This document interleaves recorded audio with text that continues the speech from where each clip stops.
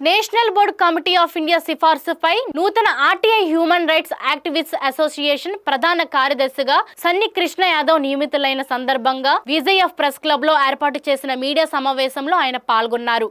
ఈ సందర్భంగా ఆయన మాట్లాడుతూ ఆర్టీఐ సెంట్రల్ బోర్డు తీర్మానం మేరకు చైర్మన్ ఫౌండర్ అయిన గాడి కామేష్ తనపై ఉన్న నమ్మకంతో అప్పచెప్పిన ఆర్టీఐ ఆల్ ఇండియా ఆర్గనైజర్ బాధ్యతలను చేపట్టిన సందర్భంగా ఈ మీడియా సమావేశం ఏర్పాటు చేయడం జరిగిందని తెలియజేశారు. భారతదేశంలో ఆర్టీఐ ద్వారా ఎన్నో కార్యక్రమాలు జరుగుతున్నాయని గుర్తు చేశారు. అతిపెద్ద ప్రజాస్వామ్య దేశంగా పేరొందిన ఈ భారతదేశంలో నాయకులు తీసుకునే నిర్ణయాలు, ప్రభుత్వంలో జరిగే మార్పులు ఇప్పటికే దేశంలో 63% మంది ప్రజలకు తెలియదంటూ ఎద్దేవా చేశారు.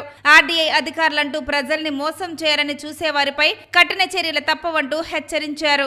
ఆల్ఫా కృష్ణ మరి గతంలో చాలా పదవులు ఉన్నప్పటికీ ఆర్టీఐ హ్యూమన్ రైట్స్ అనేది సెంట్రల్ బోర్డు తీర్మానం మేరకు మరి కామేష్ గాడి గారు చైర్మన్ ఫౌండర్ అయినటువంటి మా కామేష్ గాడి గారు నా మీద ఎంతో నమ్మకంతో ఆల్ ఇండియా మెయిన్ ఆర్గనైజర్ పదవి నాకు ఇచ్చిన సందర్భంలో మీ అందరితో మరి ప్రెస్ మీట్ పెట్టి ఈ విషయం తెలియజేయాలనేది ఈ ప్రెస్ మీట్ యొక్క ప్రధాన ఉద్దేశం. తద్వారా మీ అందరికీ తెలుసు, అక్టోబర్ 12, 2005లో సమాచార హక్కు చట్టం భారతదేశంలో పార్లమెంటులో ఆమోదం పొందిన తర్వాత రమారమి ఈ 19 సంవత్సరాలలో భారతదేశంలో ఉన్నటువంటి అన్ని రాష్ట్రాల్లో కూడా మరి ఆర్టీఐ ద్వారా ఎన్నో కార్యక్రమాలు జరుగుతున్నాయనే విషయం కూడా మీ అందరికీ తెలుసు.